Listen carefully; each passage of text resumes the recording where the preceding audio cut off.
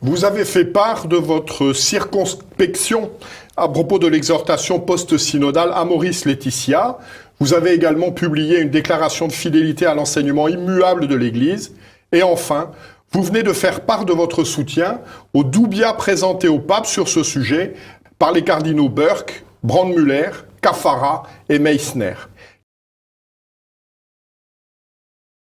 Quelle est la valeur magistérielle de cette exhortation apostolique ? La valeur magistérielle de l'exhortation apostolique Amoris Laetitia est déterminée par l'intention de son auteur, le pape François, qui l'a exprimée avec les claires affirmations, comme par exemple les suivantes, lesquelles je cite. Le pape dit « Je voudrais réaffirmer que tous les débats doctrinaux, moraux ou pastoraux ne doivent pas être tranchés par des interventions magistérielles. J'ai retenu opportun de rédiger une exhortation apostolique pour orienter la réflexion, le dialogue ou bien la praxis pastorale. » Voilà les paroles du pape. La fonction propre d'un acte magistériel consiste, selon les paroles du Concile Vatican II, en ce que, je cite, « le magistère n'est pas au-dessus de la parole de Dieu, mais il est à son service, n'enseignant que ce qui a été transmis, puisque par mandat de Dieu, avec l'assistance de l'Esprit Saint, le magistère, la parole de Dieu garde saintement et l'expose aussi avec fidélité. C'était en citation de Dei Verbum. Dès les paroles du pape François, il ressort clairement qu'il n'avait pas l'intention de proposer un enseignement propre, magistériel. Selon pape François, Amoris Laetitia a le but de créer une situation de débat doctrinaux, moraux ou pastoraux et que ces débats ne doivent pas être tranchés par des interventions magistérielles. Mais quelle est la nature de vos interrogations sur ce texte ?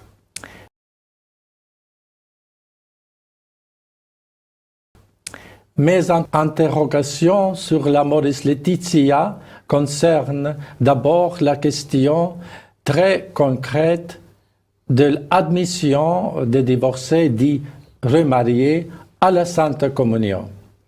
En fait, pendant les 2 dernières synodes sur la famille, et après la publication de l'Amoris Laetitia, une lutte ardue éclata et qui perdure jusqu'à ce jour sur cette question concrète.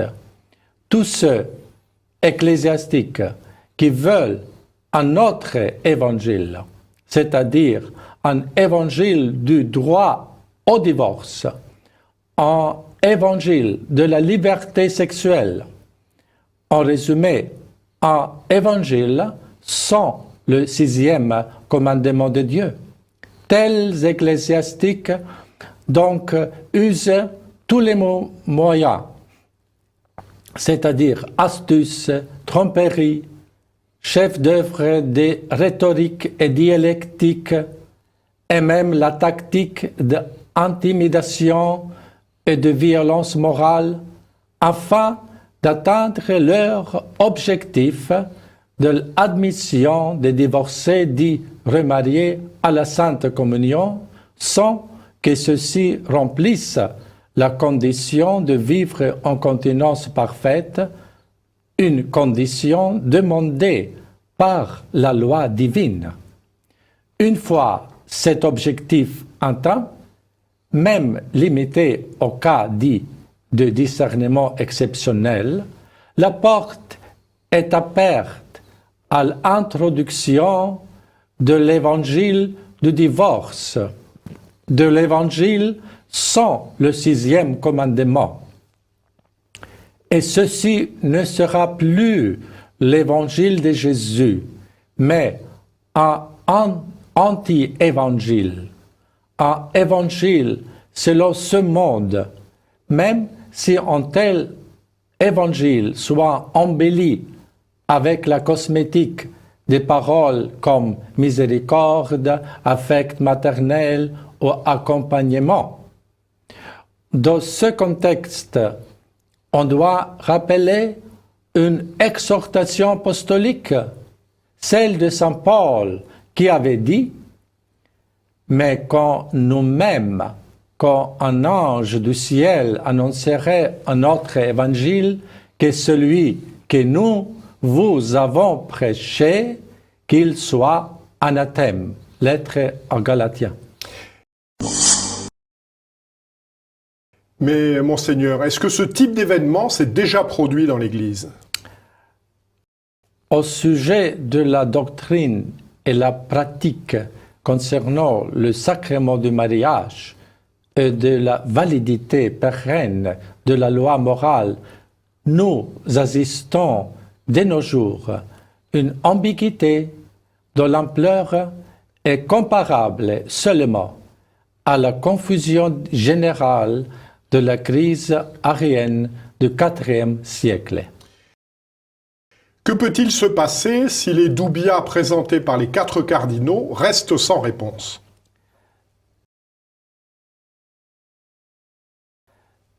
La tâche essentielle du pape est divinement établie pour notre Seigneur, c'est-à-dire conforter dans la foi tous les frères. Conforter dans la foi veut dire dissiper les doutes et apporter la clarté. Seulement le service de la clarté de la foi crée la vraie unité dans l'Église. Et ceci est la première et inéluctable tâche du pape. Si le pape ne remplit pas sa tâche dans les circonstances actuelles,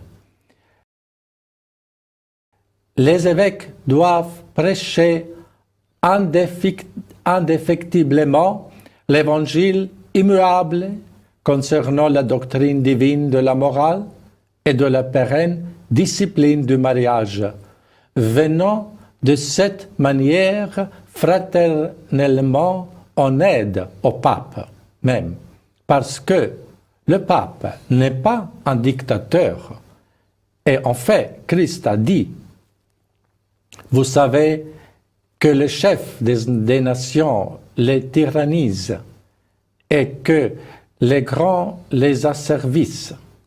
Il n'en sera pas de même au milieu de vous, mais quiconque veut être grand parmi vous, qu'il soit votre serviteur, et quiconque veut être le premier parmi vous, qu'il soit votre esclave. En outre, toute l'Église doit prier pour le pape afin qu'il retrouve la connaissance et le courage de accomplir sa première tâche. Quand le premier pape Saint-Pierre était incarcéré, toute l'Église pria continuellement pour lui et Dieu l'a libéré de ses chaînes.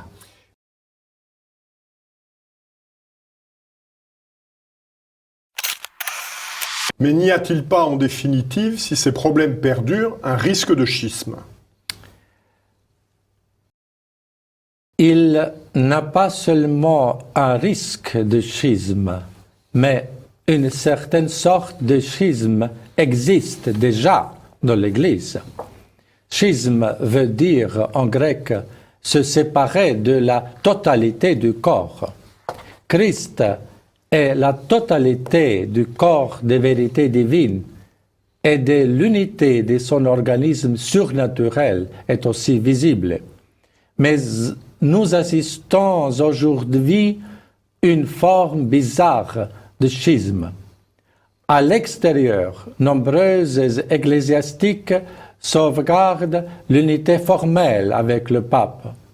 Quelquefois, pour des raisons de la carrière propre ou d'une sorte de papolatrie, et en même temps, ils ont brisé les liens avec Christ, la vérité, et avec Christ, la vraie tête de l'Église.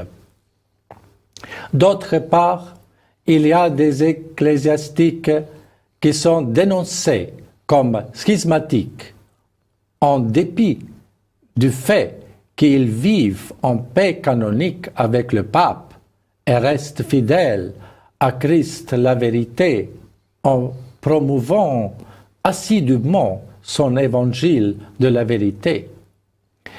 Il est évident que ceux-ci qui sont à l'intérieur des vrais schismatiques en rapport avec le Christ usent des calomnies avec l'unique objectif de faire taire la voix de la vérité, en projetant de manière absurde son propre état schismatique intérieur auxquels ecclésiastiques qui, indépendamment des louages ou des blâmes, défendent les divines vérités.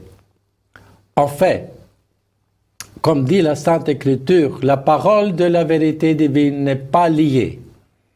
Même si plusieurs hauts responsables de l'Église aujourd'hui obscurcissent temporellement la vérité de la doctrine du mariage et de sa discipline pérenne, cette doctrine et discipline resteront toujours immuables dans l'Église parce que l'Église n'est pas une fondation humaine, mais divine.